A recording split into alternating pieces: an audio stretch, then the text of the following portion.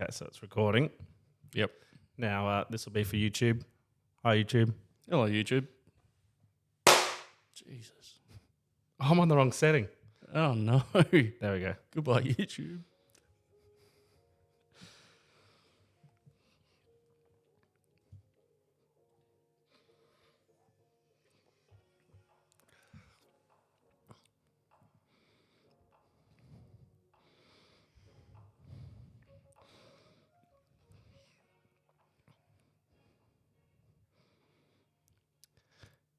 G'day, everyone, and welcome to episode 4 now of the Glass Cage podcast. I'm JH, I'm George. and today we're going to talk spraying. Yeah. Sprayers, spraying, not in depth as usual. Yeah, and our nice little disclaimer at the beginning. We're not, scientists or professionals. We're just farmers. Yeah, we just get paid to do what we do. Technically, that means that we're professionals, but Not for this, though. no. Today we're drinking a lovely export. Dry July's finished. It's done. There we go. Okay, so, yep, we're not going to get too technical on spraying, as in, what nozzles you should choose or... Yeah, no, we know. just go on what our experiences have been with different boom sprays. Yeah, yep. So we'll kick off with you. I mean, you've had the most number of I boom have, sprays. yeah. So I started on a Sonic 150-foot, 7,000 litre tug-along. We had that for quite a while, and that was a hell of a boom spray to learn in, as you can imagine. There was a few interesting times with that, a lot of hectares covered, and then I think from as soon as I could, I was taught how to drive it. I was Dad, we need a nitro. Dad, we need a nitro. Dad, we need a nitro. We'd get the Farm Weekly and I go, oh, look at that. That's a nice nitro there, Dad. That's a nice nitro. Well, we don't want a nitro, do we? Because you drive through your spray. Rogator.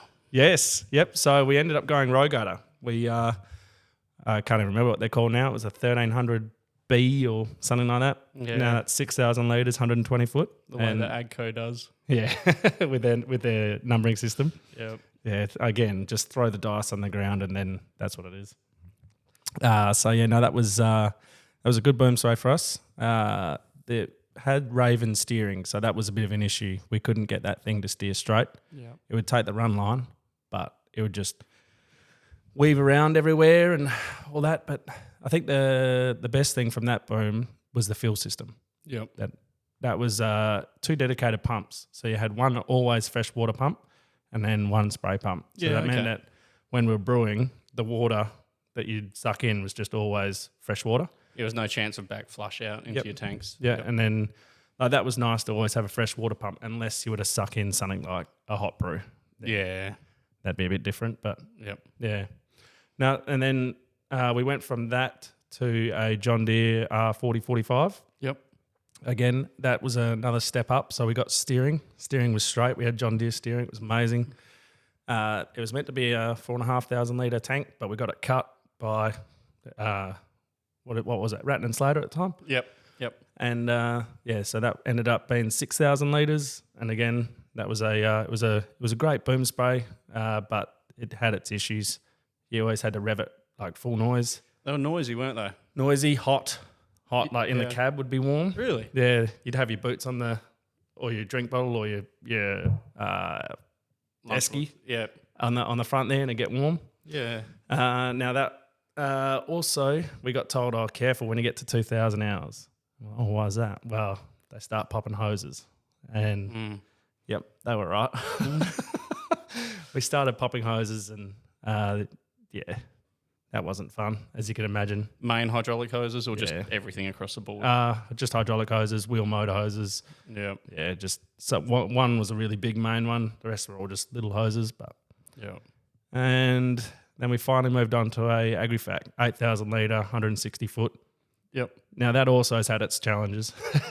Yeah. Everything comes with its challenges, but we do have John Deere steering on that, so that's nice. The fill system on that is brilliant because the way the Agrofac is, you're always filling out the front. There's never a chance of getting chemical on you. Yeah, big bonus, and that big tongue that drops out. Yeah, no, that's fantastic. Now, I've been having a few issues in the past week if anyone's been watching YouTube, but it's done 2,500 hours now, so it's just starting to get, those little niggles that you get. Yeah, that's across the board for anything that does 2,500 hours. Yeah, it's a different story when you talk about the mining industry and they get to 10,000. Oh, there's plenty of machines that do 150 hours and do something major. So, yep. So that's us for boom sprays so far. We will be looking in the future. But yeah, what about you guys? You guys have had a few as well, not as many. We seem to be chaffing through them. Yeah, we so before I came back to the farm, obviously there was the two Sonics, so started with the Sonic, then traded that unit in on a Nitro. The good old Nitros. That was a 333 or 555. I remember it was a triple number. Yeah, it didn't last long. It was a Friday machine, a bit of a lemon. You got a lemon. Yeah, which is unfortunate, but I mean, happens. That was doing hydraulic hoses like all the time. It was a steering issue as well, wasn't it? Yeah, there was lots of issues. Jack, when he came back and did his, he did one season, he was driving it and he could see through the steering column down onto the ground. And yeah, it's not a pressurised cab, is it? Not really, especially with the front boom. It's a bit of a concern, but so my first year back, seating was done with that. Yes. Then we got the Gold Acres, so it's a 60-36, and we've had that since then. So it's 36 metre, 6,000 litre, 3 metre machine, 2-wheel drive, all mechanical. Yep. Yeah, we've run that for I should know because I was driving it the other day. I think it was 5,700 hours now. So that's done a fairly good effort considering that you guys put out UAN or FlexAN. You've put a lot of things to it. It's done a lot of hectares to get that's pretty good. Yeah. So I mean, we're smaller scale than there's going to be guys up in the wheat belt or over in Queensland. And like, who are these guys? I'll do that in a year. I'll do that in a season, mate. What are you on about? Yeah, and my counter to that is you're in boys' country. No, so it's done a lot of hectares, a lot of river country. Yep. It's been very good. Has had, as things do, wear and tear. Yeah, because you, instead of going the upgrade route, you guys, upgrading to a new boom spray, you guys did a big overhaul on it, didn't you? Yeah, I'd say it's reasonably major, but it's nothing. We didn't strip down the engine or anything, but just a. Well, you shouldn't have to. Shouldn't have to, not on the Cummins. But a bit of a refresher on suspension, all components, all the way through. It's really, really, really good to have a company like Gold Acres who are, and they're very open with it. They're right to repair. They will support it all the way through. Yep. And if you've got an issue, they'll send you an exploded diagram and they'll send you all the parts to do it. Yeah. They'll even send the techs to come and give you pointers or help out. Yep. And that's not just the dealership. So it doesn't matter if it's a dealership or not. They support it through. So I've really enjoyed that. Yep. And I don't mind occasionally getting on the tools and doing stuff. It makes it a lot easier when you've got people that you can call when you're like up against the wall. Yeah. Yep. Now, not talking nozzles themselves, but nozzle spacing. I've had a fair few variations. What's your guys' one? We're 250 mil. Yep. So single line, 250 mil. That just sort of gives us that double overlap. Yep. Depending on the nozzle, whatever selection that you choose. Yep. That's a whole. That's a whole. I think that's a GIDC podcast. Yeah. So the Sonics had 500 mils, but Yep. they were 250 because they could do twin line, Yep. but it was never never available when I was spraying because it was that had done a lot of hectares by the time I got to it. Yep. We went to the Rogator and they sold us on doing 250 mil. And then when we saw that, that was amazing. The blanket of cloud that you get out the back, it's just so reassuring. So when we went to the John Deere, we did the same. Yep. Now, when I went to the AgriFac, we've got the SSP. Now, I'm not sure what it stands for, but it's pulsing nozzles. Yeah. So It's PWM, which is the pulse width modules for the Yep. case. I believe they're PWM. yeah. Most of them they call it like just all across the board, like PWM, pulse width modulated. Yeah, so AgriFac say SSP. SSP. I don't know why. Is AgriFac Norwegian, Dutch? Or Dutch, yeah. Dutch, yeah. Yep. Yep. So anyway, when we went to sign up with it, we said, "Oh, yep, no, 250 mil spacing," and they said, "Are you sure? Like that's going to cost you a lot, Yeah. because obviously all your solenoids, everything like that, just essentially double for the boom." And he brought the demo boom up for us, and we saw that, and that was at 500 mil spacings with the pulsing nozzles, and it was doing a better spray coverage and cloud and all that than what we were getting with our conventional booms with the 250. Yep. I'm like, okay, no, that's all right. We'll go for that. Yeah. Pretty exciting. This space has been evolving quite rapidly in the last 5 to 10 years. Oh, huge. I know that there were issues early on with the PWM systems, and I think that as an industry, they've improved in the last 10 years to the point that now you feel comfortable throwing them into any situation. Yeah, yep. So sticking with nozzles, you've got the Bilberry system. So now we're going cameras. Yes. But I guess it all sort of started Weed Seeker Yeah. and Weed It. So that's, if anyone doesn't know, it's where you've got the camera on top, and that controls, I think, 4 or 5 nozzles. Yeah. So It was a bank anyway. Yeah, Weed Seeker was like an infrared sensor, just a green on brown, yes, no. Yeah. And that would control, like you said, a bank of them. Now, what are they down to on the cameras? There's still sections, but the cameras are able to... Oh, if you're talking about Bilberry system, they control like a section, so 5, but it knows it's going to be for nozzle 1 and 2. So it doesn't turn on nozzle 3, 4, 5.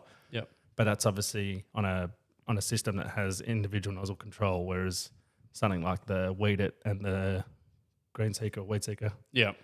I'm losing my names now, but yeah, they're just a bank of 5 and it come on.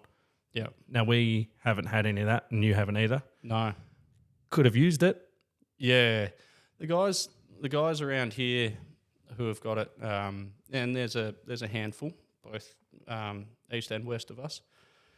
They found massive benefit in having just any sort of camera system. Didn't matter what, if it was green on brown, green on green, over summer. It was so that's our big one, isn't it? Normally we get our summer rains and you can go out and you do 2 or 3 summer sprays. Yeah. But these last couple of years have been very difficult for us on timings because we rely on that moisture from summer to help with our seeding and the germination. So obviously you want to get onto it quickly, but there have been times where we're spraying 10% of the paddock, but we're having to spray the whole paddock. Yeah, that was for... I mean, we've had the same boom spray for the last... this is coming up to its 10th year in February. Ooh. Bit of a little birthday. Yeah, should have a little birthday celebration. Yeah. I've had many discussions and thoughts of completely changing it, and part of that was doing the investigation, going into a couple of booms. Yeah, Sat on a John Deere, and that was really impressive, seeing how little of the paddock actually needed to be sprayed. Yep. And how effectively it was working. Yeah, and just on the John Deere, because that's now, I think, an R4060 or something like that. Yeah. Anyway, so that's the model above what I had, and now they have got on top of the hoses and also the heating issue because you're not having to rev it full ball anymore. Yeah, it was surprising how tolerable. I mean, that's a horrible thing to say about a machine, but you could actually tolerate sitting in the cab. It was really loud. Yeah. No, the one that we had, you were nearly borderline, like not being over exaggerate, but like someone like Dad getting in who's got bad tinnitus, whatever you want to call it. He would nearly have to put earplugs in because it was just so loud for him.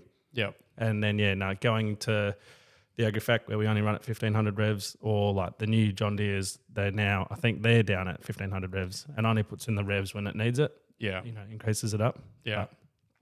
The Gold Acres is on the old foot pedal or on the cruise control. I couldn't do that. Foot pedaling, spraying. Oh, you'd be surprised. No. You'd be surprised how good you get it. Just lift the pedal a little bit for this corner, and so you just pull a little bit back on the hydrostat, and look at that, you're slowing down, and yeah. Nah. Well, actually, the Agrifac is like your your old New Hollands, the slappy stick. Yeah. Slap forward, slap back. Yeah. And it's foot pedal for road transport.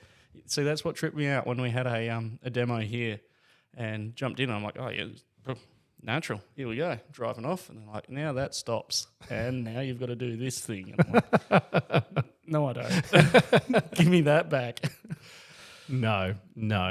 Now, talking about upgrading boom sprays, in the previous episodes, I sort of mentioned, something like a Horsch or something like that for us is sort of where we'd look because it's sort of similar to an Agrifac at the moment anyway. What about you guys? Would you guys go to another, like maybe another Gold Acres or something different, or would you look out the box and go to the futuristic side of spraying and go for, like the swarm farms? I think the next one's going to be a single unit. Yep. Definitely going to be a, well, I don't say definitely because I don't know. But I feel that it's going to be just a single unit, and Horsch is really looking quite good. But I would really love to have 10 little bastards out there doing my spraying for me.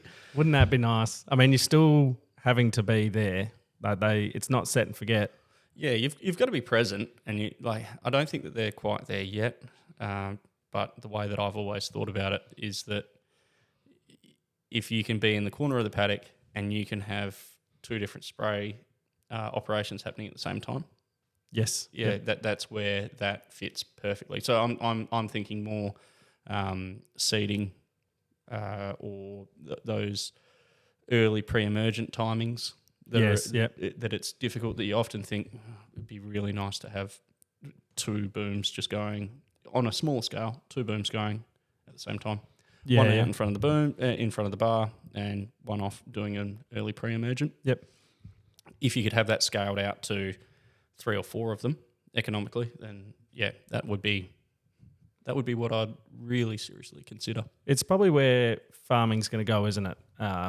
Realistically, driverless and bot farming and stuff like that. So the first, is it called Swarm Farm? Am I getting that right? Yeah, it's Swarm Farm. Yeah, so the first one in our region is the Longmires. I got that. Yes. And reading in the Seppa newsletter, and Tom Longmire was talking about how they just want it to go behind the headers and just start that summer spray. Yep. And by the end of harvest, hopefully that first round of spraying's done. Yep. It's like, that would be so handy because for us, and I'm sure for you, you've got to take the receiver off the header, go and put that on your boom spray. Your header driver's now gone because he's the boom spray driver. And it comes hand in hand, like we were saying about the cameras before. Because these units are a lot smaller in capacity, in fluid capacity, if they've got the camera system on and they can go out and just 2,000 litres gets them an entire day spraying, and that's that's it, doesn't it? Yeah, 1,000 hectares is done. Yeah, then that's pretty awesome. Yeah, and they just start doing what a Roomba does, up and back until you say stop. Yeah. Now they've got weather stations on them so that they go within their own parameters. Those things, they stop if it's too hot, stop if it's too windy, and all that. And I'm assuming you've probably got an override on the app, but there's a few times, and I know that both you and I have done it going, I know it's a little bit windy outside, but I've only got 20 hectares to go. Just taking some Kestrel readies from inside the cab, just to hold it up to the aircon. What's that? It's only 6 k's an hour. Yeah, well, I don't know what they're on about outside. I can get this done. What are you on about?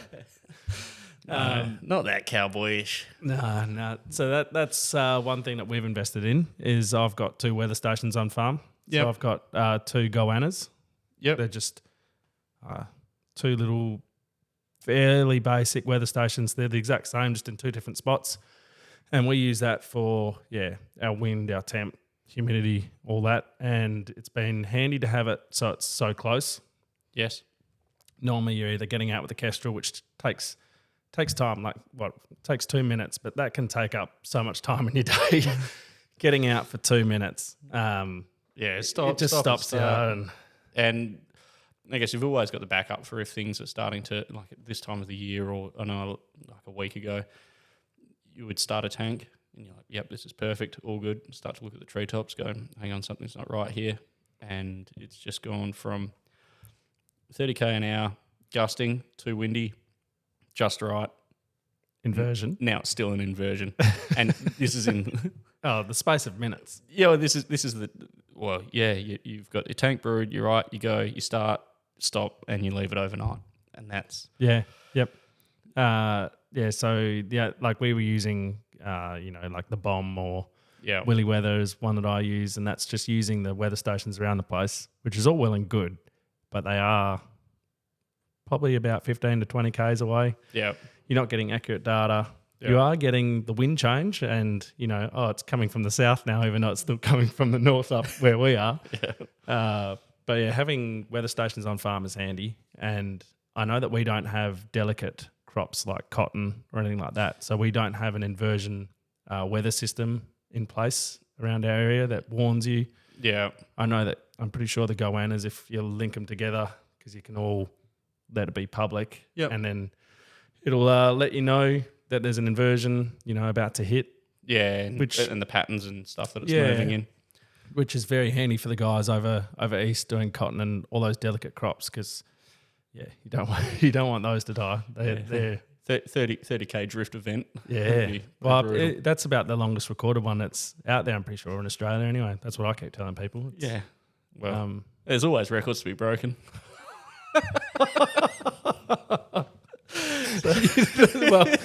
Let's not break that record. I reckon I can get 50 Ks on a good afternoon. I mean, if you picked your inversion right, I reckon you'd get it. Yeah, that'd be good. Watch out, Condi, here we come. Going the wrong way, mate. It's got to go down. Yeah. So that's Cool and bitch up. Yeah, just wipe my own crop out. Yeah, why not? Everyone's in between. So your goannas, what's the sort of cost to get into that? So that was through CSBP. Yep. And I think it was about 10 grand. For both units? For both, so all up. Yeah, okay. Yep. Yeah, so look, it's not the cheapest. There are definitely other weather stations out there now. Like the Phil Honey, he's a local guy down here. He sells, can't remember the name of them, but they're like a more high-tech system than the one I've got. Yeah. His one, I'm pretty sure, does 2 wind levels. Yes. So you got your higher wind level, your lower. Yep. His might do inversions, things like that. There's definitely better options out there. Yes. There's also cheaper options out there. Yeah. But they might not be as good. Yep. We find the goannas, look, they're really good at the moment. Yep. But the only thing, they do Delta T, but the Delta T is, to put it politely, on crack. Yeah, okay. Like you hold your Kestrel up and then you check on, and it's say it's 20 degrees outside. Yeah. You've got a 17k wind from the east, and you've got a humidity of 56%. You're going to say you're going to have a range from about 4 to 6 delta T, realistically, somewhere around there. The goanna is saying it's about 8 to 10. Yeah, okay. So it's just could do. Doesn't match the conditions. Yeah, okay. That's But everything else is good. Yeah. I know. So talking about the different heights, Jack up in the station, he's just changed his weather station height. So I think he's gone for 10 metres now. So he can. What was he before? Probably only a couple. Yeah. Yeah, so not even. So he's got it up there mainly for flying conditions. Yes, yeah. 'Cause he was getting all sorts of different pockets and stuff, and it wasn't the same sort of thing. It wasn't realistic to the real world. Well, especially when you're flying a kite. Yeah. We did have this discussion earlier today that they are self-propelled aeroplanes. Yeah, well, Otherwise, they're gliders. yeah. They there's not much to those little yellow things, is there? Yeah. Yeah, it is. It is a little powered kite. Yeah. Now there's another method of spraying, and there's plenty of methods of spraying. Yeah. But fence line spraying is a good one. Yeah. So we've started up. We've done most of this block now. Oh, geez, you must get rain down here, mate. Ours aren't that green. No, we've just got some very hardy radish. Dare I say resistant? No. Well, yes. Nothing to worry about. Nothing major. Just the Yeah, so fence Group lines. F, Group I, Group M, Group G. Okay, maybe you should get onto that. Yeah, we're trying. Yeah. It's just fence lines where you do harbour resistance. Yes, yeah, fence lines are a big spot for resistance. It's Because every spray operator, like big boom spray operator, and I'd say pretty much any spray operator should be afraid of hitting a fence with nozzles. yes, So, the fence jets, you always end up with this creep. So you do, yeah. That's why it's important to scurry around with a little rig. I know that you've got a ute back one. Yep. So we've just got it's actually the old flush tank fresh water tank off the Sonic. Yep. Put that on the back of our trade ute, single cab ute, and then that's just got 3 sections on the back controlled by solenoids. That's just going through the 12-volt system in the front. Yep. Do you have a spray, like a jet out the side? Yeah, so it's boom, which is just the width of the ute. Yep. Then got a boomless jet on the right and a boomless jet on the left. Yep. Mainly for drift. Yeah. Yep. Because you're spraying normally. Well, obviously you're spraying along your fences, but you're spraying in between crops and along your tracks and stuff. All non-cropped areas. Yeah. And having the boomless jets is just such a nice reassurance because you end up with maybe a 2 meter spread depending on which way you angle your nozzle and how much pressure you've got on your gauge. Yeah, we've got a little pressure gauge that we've screwed in so we can make sure that we've got our nozzles at the right temperature. Always room temperature, never freezing, never boiling. Pressure. So yeah, and then we've also got it's a shielded sprayer too. Yeah, yep. Yeah, we've got a skirt around ours. Ours isn't fully shielded. Is yours fully enclosed? Ours is top, sides, everywhere. Yep. Yeah, that's cool. And it's mainly just because whenever you do want to go fence line spraying is when you can't go spraying. Yeah. It's like, hey, Henry, you can't spray. Can you please go and do the fence lines? Yep. Oh, well, don't kill the crop though. Yeah. So at least with the, it's just a bit of draper mat around the side and you can quite literally brush the crop. Yep. And kill right up to it. So yeah, that has been nice. Yeah, we've got a skirt around the front and the sides. Yours is 3-point, isn't it? You're on a tractor. Yeah, we put ours on a little tractor. Yep. Tended to get bogged in the utes a little bit too often. Get a bit of rain down here, do you, mate? Look, come up to the desert. I'll show you how to farm. Look, up at Cascade. Yeah, I'm definitely thinking the ute's going to be the go.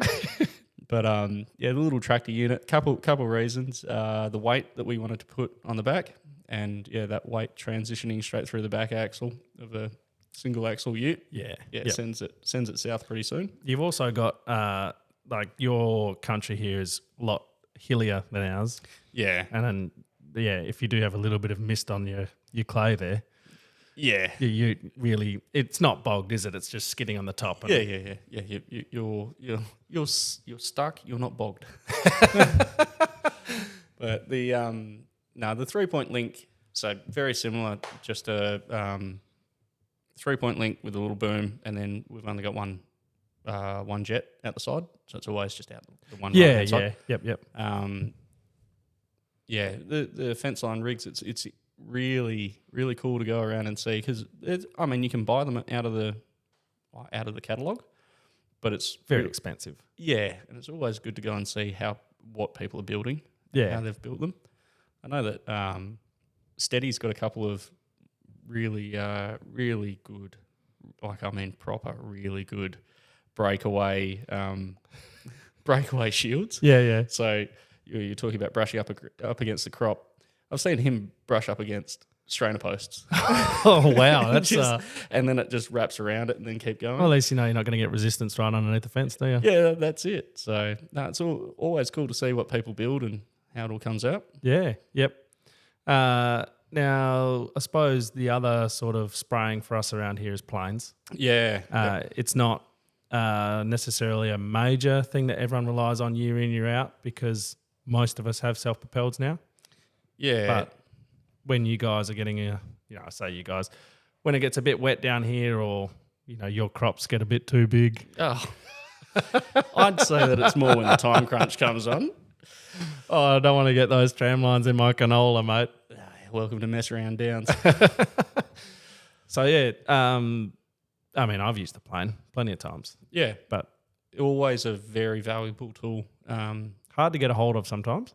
Yeah, and I probably should strike that from the record of calling them a tool. They are very valuable people.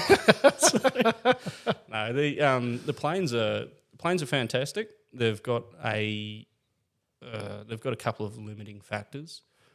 So we often see them buzzing around at desiccation timing. Yes. Yep. And that's where their main couple Business of seasons would be are from that. Yeah. So fungicide and then desiccation. Yep. And we've said for the last couple of years that we need to do an outside lap with our SP and then have the plane go in. Yep. Because the planes obviously can't duck in and get all those outside right up laps to done. the edge. Yeah. Yep.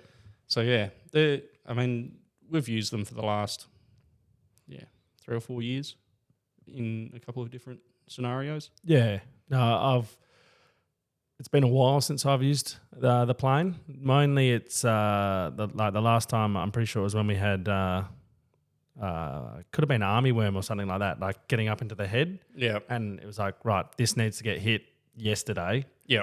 And the boom spray is not going to cover 1,500 hectares yesterday. Yeah. But the plane will. Yeah. And they can come in. I mean, that's a brilliant thing about the plane, and a lot of people were using it at harvest time to do their summer sprays because everyone was still so busy harvesting that no one could go off and do the spraying unless you had a swarm farm. Yeah. Well, that's it. And they can cover so many hectares. When they rock up with two planes. Oh, yeah. And they you're in for a good day. It's just... But that's it. It's 1-2 days, and you look and go, why am I bothering bouncing around in the ground rig? Because you'd have to get your license. You'd have to get qualified. Yeah. No, they earn their keep. Yeah. Yeah. Yep. That's. I mean, there's a couple of sayings. There's old pilots and bold pilots, but not many old and bold pilots. Spray pilots. I haven't seen many old ones. Yeah. But when they have a stuff up, it's it's always touch and go. But they've hats off to them. Well, the risk that they put themselves through. It's not like they're going to leave the plane up there, is there? No, they always come down. It's always going to come down, whether you're controlling it or not. Yeah, luckily there's some very, very good operators around here. And yeah. Now, speaking of the old cock up with spraying, let's finish off on a few stories of ourselves, and then we'd love to get you guys to send us a voice message on Instagram of your your screw ups or something like that. If you're willing to admit it, we can put it through on the pod here and have a bit of a laugh. But got a few stories to share, or shall we go story for story? Or I don't know. If we had a coin, we'd flip it. But oh, I'll go first. Yeah, classic. Well, back in my my Sonic days, all my screw ups happened on the Sonic. It's because I was young. All of them. You haven't had one since Not one. in 10 years. Nah, not a major one. Okay. Not a major one. That's bold. I haven't. Look, I'll have to go through the archives. Yeah, mate, I'll but- have to go through the WhatsApp chats. What can you think of a specific moment? I reckon I saw one that looked very, very similar to a submarine. No, what was it? Bogged. Yeah, there was a green one that was down to Oh its gills. well, I mean, bogging's different. I'm talking about destroying the boom, Oh. destroying the paddock. Oh, we'll go on then. What was well, back in my Sonic days, I was a little, I was young. I was, Greenhorn. and with that comes ego, Yes. obviously. Yeah. No, I've done a few. So the classic, so it was, it's just a single lift boom, Yep. not left or right. I've gone to lift over on this property actually, Yep. and there's a stump. I lifted right up, and the whole thing was swaying. I was like, I'll time it, and bang, hooked onto the stump, ruined the whole left hand side. You timed it then. I timed it. So that needed to get a full on rebuild. Next time I came around to spraying it, you think I'd learn? Oh, no. I did it again. Oh, no. Dad wasn't too happy about that one. No. I've done the classic cable boom, turn too quick. Oh, yeah. Yeah, and you end up with it looking like Usain Bolt going Yeah. best impression, looking up to the sky. I think our younger cousin did that the other day. He did do that the other day, old Rob. What else have I done? Leaving the you know how you get so in tuned on how you brew up, right? Yeah. You're a well-oiled machine. Yes. But if you were asked to do one thing different, or okay, this time can you put the chemical in, or maybe this time was your last one at that brew up pad, Yeah. so you're starting to pack away gear. Yeah. I used to get really distracted, and I'd finish brewing up, and I've done everything that I was supposed to do except disconnect the hose. Oh, good. And I think I've done it twice, and I drove off with the hose still Oh, connected, it was dangling along behind. dangling behind me, and then. You know how you start to think through your head, you go through your process. Yeah, no, I folded down and I turned the Hypro off and I turned that tap off and then, oh my God, I left the oven on. I left the hose on. So then you stop and then you just start running back to the tank, which is now just draining. Oh, yeah. Because, you've just ripped a hose off it. So now those are my majors. Yeah. Yeah. I learnt from them and I got better, Yeah. maybe. Yeah. Henry drives it now. Yeah. That's the way outsource. No. I mean, I don't know. How do I whittle it down? Well, your most recent one would be a good one. Biggest one, application wise. So that's I'm going to say it's human error. Well, they're all human error, aren't they? Yeah. But chemical related. So lesson is do not ever let anyone decant anything into drums unless it has been very well labelled. And the old label ripped off. And the old label ripped off and then stored completely separately. So fitness fungicide drums. Yep. So I think They're like a 10 litre or a 20 litre. 20 litre. I think it's propiconazole, or epoxyconazole. Yeah, no, doesn't It's matter. one of the azoles. Anyway, it's a fungicide. And it turns out that if those 20 litre drums have been filled with clethodim, And you go to spray and it. then you go and go, beauty, I'm doing a shed clean out. There's some fitness. I'm going to grab those two because I need 200 mil per hectare for the fungicide. And both being ECs behave the same way in the water in the pot. Yeah, And turns white. You jam them in, then you go and dose your wheat with 200 mil to the hectare of clethodim. It gives it one hell of a headache. So It did recover pretty well though. In your defence, that wasn't your fault, was it? Like you didn't know that one. well, look, the fault lies with the person who presses the on button of the pump and goes and puts it on the paddock.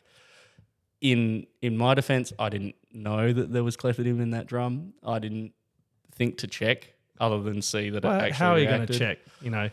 so you can smell it. Yeah, well, and that's number one not to do. Well, you should have a mask on so you can't smell it. Yeah, you don't ever go and say, I wonder what this chemical is. Open the lid and jam your nose in there because that's how you end up dead. That one, it did cost us a lot of money. It was luckily, it was only 200 hectares, but every cloud, silver lining. It was the first couple of loads of H2 that we've had in a good number of years. Quite high protein, low yield. Any others? I've been bogged. I've been stuck. No, I've been bogged. I've been proper bogged. I've been proper bogged quite a lot of times. I've been bogged. I've been bogged so hard and then in denial that I'm bogged because I'm still moving backwards and forwards. And you only have a two-wheel machine? Two-wheel drive machine? No, two-wheel machine. Spraying on a two-wheeler. You're a motorbike, mate. That's it. Two-wheel drive. You know what I mean. Yeah. It's not an old So do the road listeners. Yeah.